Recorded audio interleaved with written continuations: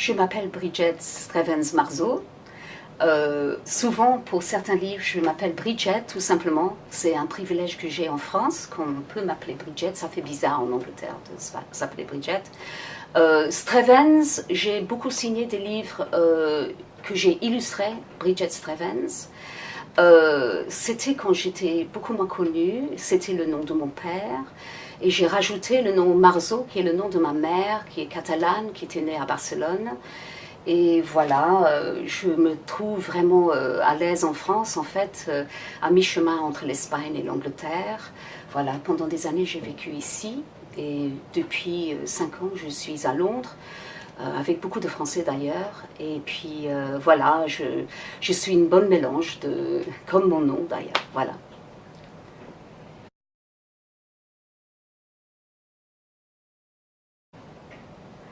Oui, je suis d'abord illustratrice-auteur, comme je dis souvent. Et en fait, illustratrice parce que j'aime beaucoup communiquer des histoires en images, des jeux, des histoires. C'est-à-dire que j'ai vécu vraiment entourée surtout du catalan de ma mère et de l'anglais de mon père. Et en fait, comme d'autres illustrateurs que je connais qui ont été à cheval entre deux cultures, pour moi, les images comptaient en tout premier. Donc, je racontais beaucoup par les images en tant qu'enfant. Et je continue. Et je trouve qu'il y a toujours énormément de choses à faire passer par les images. Et moi, qui est un peu à mi-chemin entre l'Angleterre, la France, l'Espagne, voilà, c'est ça qui fait parler aux petits-enfants surtout. J'adore faire parler des petits-enfants par rapport aux images que j'écris, que je fais. Et eux, évidemment, ils ont beaucoup de choses à dire par rapport à ceux qui dessinent. Voilà, c'est surtout ce rapport-là que j'ai vraiment comme un rapport de parité avec la petite enfance, mais même avec des enfants plus âgés. Je ne dirais pas que je me suis spécialisée dans la petite enfance, c'est-à-dire que bon, ce que j'ai fait a plu, les éditeurs pensaient que ça pouvait plaire quand même aux plus petits. Voilà. Et c'est un grand plaisir de travailler avec eux. Voilà. Je travaille beaucoup avec des écoles internationales. Je travaille aussi à l'Institut français à Londres. Ils ont un festival absolument magnifique qui s'appelle le South Ken Kids Festival. Et là, il y a beaucoup d'auteurs, d'illustrateurs français qui viennent, aussi bien que des Anglais. Et là, je suis absolument à l'aise parce qu'il y a l'échange entre deux cultures que moi j'ai vécues. Voilà, donc pour moi c'est très important de partager cet échange entre cultures de toutes sortes, pas que les Anglais, les Français évidemment. Et à Londres, je vais beaucoup dans les écoles où il y a beaucoup d'immigrés. Moi j'habite dans un coin où il y a beaucoup de Bangladeshis par exemple.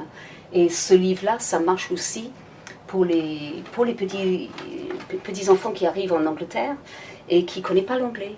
Donc ça marche pas que pour les petits Français. Voilà.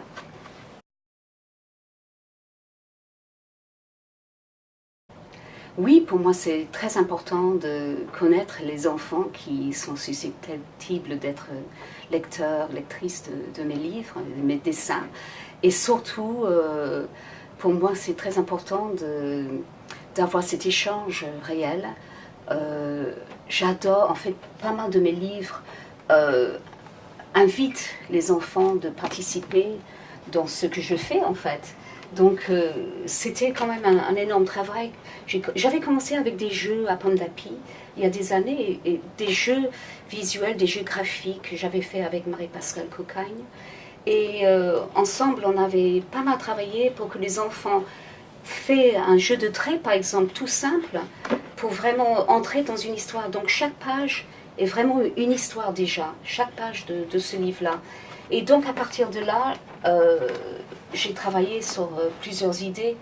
Et bon, à un certain moment, plus tard, j'avais une image en tête qui est une blague en anglais.